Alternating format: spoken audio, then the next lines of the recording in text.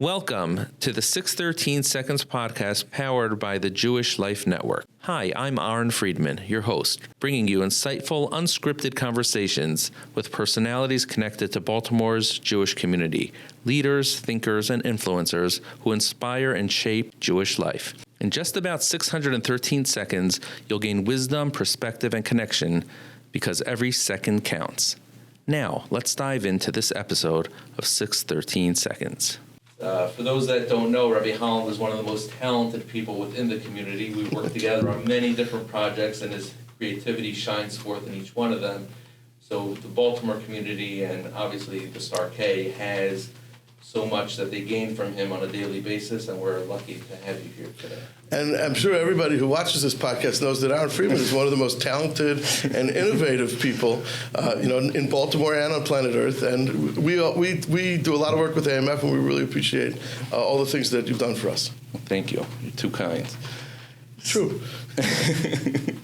Okay, so you've worked together with the Star K for many, many years, and you didn't work with them your entire life. Where did you originate from? Where are you from? Well, I was born in Brooklyn, New York.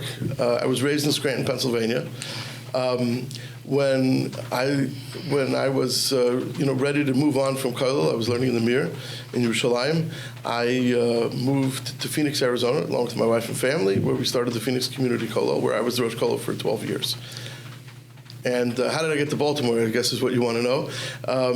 In 2006, we started working together with the Star K because we had some rabbis who were very talented in the Kashrus area, and they started like a outpost for the Star K in Phoenix. And in 2012, which is about 12 years now, we moved to Baltimore, and I started working for the Star K full time. Got it. So within the Star K, Pesach is one of the busiest times of the year. So when does the Star K start preparing for Pesach? It's always Pesach at the Star K. Because we're one of the largest kosher agencies in the world, maybe number 2, number 3 in the world, we have kosher certifications in 102 plus countries around the world, and we constantly have Pesach productions. I remember once driving around in Isruchag, organizing a production for potassium sorbate, which is an ingredient that helps like dry fruit stay fresh and so on and so forth. Pesach potassium sorbate on Isruchag. So it's all year round. And what are some examples of the types of things that you're working on throughout the year? Well, in June, we start getting ready for the Star K Pesach book, which we work together with you on. We start working on the product directory. We start working on the articles. We decide what's going to be in the book, what's going to be on the website, and it's a big commitment. Pesach is a serious yontif, and keeping Pesach properly is something that is ubiquitous. I mean, from the level of number of phone calls that we get, and emails and text messages, and passenger pigeons that we get from people all around the world. Pesach time is really meaningful and important. So what type of things could they find in the Star K Pesach book? So the Star K Pesach book and app has, I would say, like 4 different major sections. There are directions on how to do things that you need for Pesach, how to kosher your kitchen, how to deal with your pet food, what do you do with shemos, which is a common problem, what's chametz gomer, a lot of people don't sell chametz gomer, what is an issue to buy after Pesach from a Jewish place that did not sell their chametz. And there are medicine cosmetic lists, which are done in partnership with Kollel Los Angeles, done by Rabbi Gershon Best. Those medicine and cosmetic lists, for the first time this year, are available for free on our Star K app, which is a very big deal. And I'll say again, it's the first time that we're able to, together with Kollel Los Angeles, we're able to give it out. It's a fundraiser for the Kollel, but it's been sponsored, and every consumer in the world can now download the Star K app and have that medicine cosmetics lists for free. In addition to that, there's specific information for this year's Pesach. If it's Zmanim or stores that are not Jewish-owned, that are not an issue, some Baltimore-specific information, and a overview of everything that somebody needs to know to make it from the first day of Yom Tov to the last. So it's a huge coordination, the book, aside from working together with Rabbi Bess, like what type of coordination goes Well, into in June we have to start with the Star K Pesach products. Mm-hmm. What products are kosher Pesach? It's important for people to know what's available, and in addition to that, as a community-based organization, we also list things that have nothing to do with the Star K, things that do not need a hechsher for Pesach, things produced by companies that are certified by other agencies that people need to know. It's not just about the Star K; it's about consumers making Pesach. So the first thing we do is the product directory, which is that fourth arm of what we do. And simultaneously, we work on updating all the articles so they're relevant for this year. This year's Erev Pesach Shechal Yos B'Shabbos. So the halachos of Erev Pesach Shechal Yos B'Shabbos are in there. We review things like the way we advise people who are diabetics how they should deal with drinking arba kosos or matzah, because medical information changes and we need to make sure that we're not leading people down the wrong path. So we review that information with experts. We even look sometimes every so often whether we need to update the shear of matzah that people to eat, because matzah technology changes. Matzahs get thinner, they get larger, they get thicker. So we have to take a look at that as well. How many copies are printed? That's a great question. I don't know exactly what we printed this year, but I believe we printed about 10,000 copies. So it goes outside of Baltimore, obviously. Yeah, it goes all around the United States. The downloads are insane. There's hundreds of thousands of visitors to the Star K website and Passover page, and there's a tremendous amount of downloads of the book and of the app, and use of that information goes far and wide. So if somebody has a Pesach question that comes up, is the book the only way they could get these answers? So it's interesting that of the four largest kashrus agencies in the world, the four global agencies, the Star K is the only one that has two very unique features. It's a nonprofit dedicated only to kosher. It means we don't raise money for other causes. We're not running a rabbinical council or something like that. And in addition to that, we also are the only one that grew out of a local kashrus agency. And that's a testament to Rav Heinemann Shlita and Dr. Pollack. They should both live and be well. They took a small local kashrus agency that certified one restaurant and turned it into a global international kashrus agency where every consumer who eats a kosher certified product is eating something that has been certified by the Star K. Because the sub-ingredients, like, for example, take a bottle of Coca-Cola.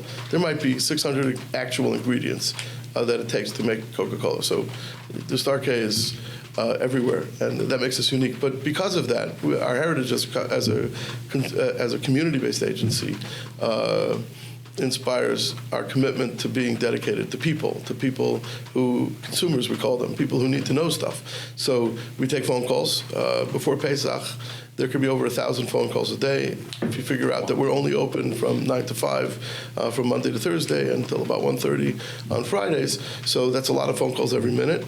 And we have a good number of people who are trained how to answer those questions. Questions are answered by scripts. If something goes off the script, they're sent to a rabbi. We have been encouraging people not to use the phone. The phone can't scale the way the internet can scale. So we have emails that come in. We have people discover how to text message or WhatsApp the Star K rabbis and the people who work for us. We hear from Rabbanim all over the world. We hear from consumers all over the world in every language you could imagine. And it's an honor to be a part of it, and it can be a little bit stressful. So really, it's the fact that you're here the week of Pesach is probably hard for you to come by with so much going on in the Star K right now. Dr. Pollack always says, if you want to get something done, ask a busy person to do it. So we learn time management. We learn time management. If there's one thing that you could educate a Pesach consumer about Pesach, what would you suggest to them? So I'll tell you, at this point, we're just a few days before Pesach. It's probably too late to teach people about Pesach, but I definitely would suggest download the Star K app, download the Star K book, print it out so you have it for yourself over Yom Tov. Read everything in there. It's done carefully by some of the most expert and talented Rabbanim in the world, and it's definitely worth it. But the one thing I'd like to talk about is chametz shavel over Pesach.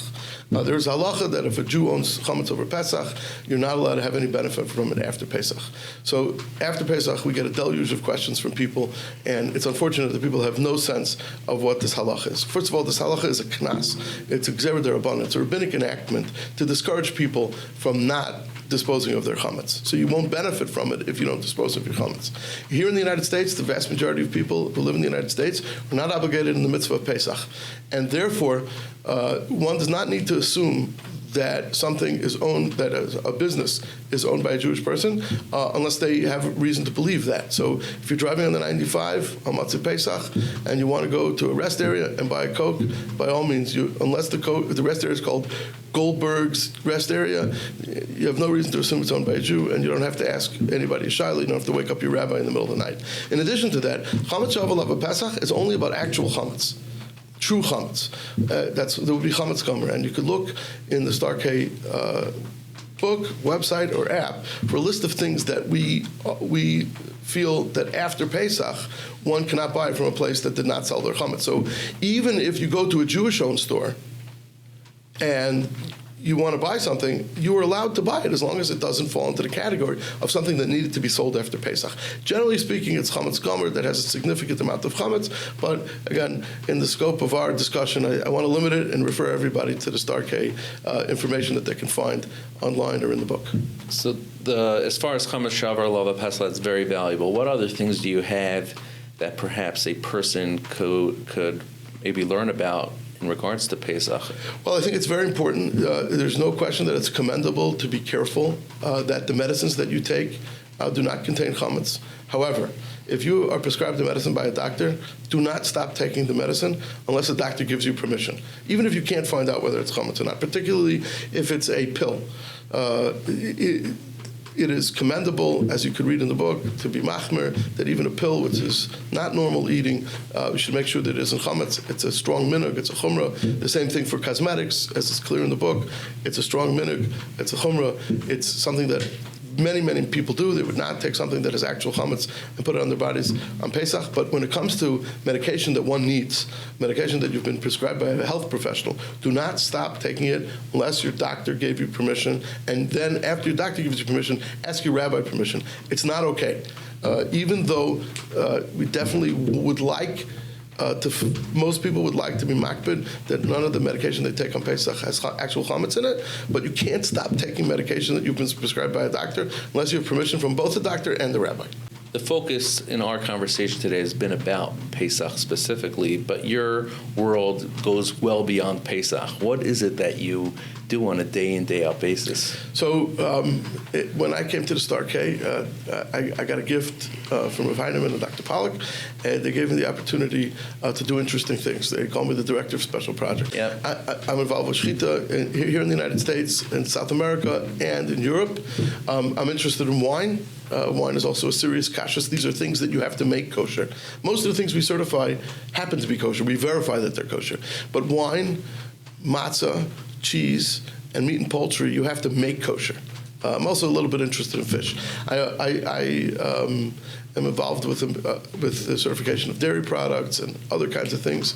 I manage the Star K's offices in Israel, which are dedicated to helping Israeli companies import products to Israel from outside of Israel. Israel is a country that imports 50% of its food, and it's something that's very rewarding to be able to help our brothers and sisters, Achenu B'nai Yisrael, have what to eat in Eretz Yisrael. It's particularly been interesting over the last year or so with the war going on in Israel. We've had the opportunity to collaborate with all kinds of Israeli groups that were having challenges because of the war, because of shipping, even the Israeli army. We've been able to help all kinds of Israeli companies get what they need, and that's particularly rewarding because a lot of times the things that we certify kosher, are eaten by the general public. Here, those projects, they're eaten by our brothers and sisters. With everything that you do, you must be on the move, right? I do travel a bit. I always say that my next trip is my last trip, but I do travel a bit. I've got to see a lot of different parts of the world. I could say that I understand better now why, when I was younger, I saw my Rebbeim and other kosher people travel as little as possible. Travel is disruptive, but you learn a lot from traveling, and Baruch Hashem, you learn a lot. If there's one thing that you could say about Baltimore that you love, what would you say? What is that one thing? That's a very interesting. It's a very interesting thing. You know, we say "En kli machzik bracha el hashalom." That peace is a very valuable. It's a valuable tool. It's a valuable thing. Baltimore is very unique. That there's a lot of camaraderie here. There's a lot of support. People work with each other. People are dedicated to each other. People worry about how other people feel, and that's really unique, and it's been very special. Although I'm not a true local, but I feel like one. Well, thank you so much, Rabbi Holland, for joining us today, and have a wonderful Yontif. Thank you, Aaron. Kashrus Administrator to you as well. Be well. Awesome.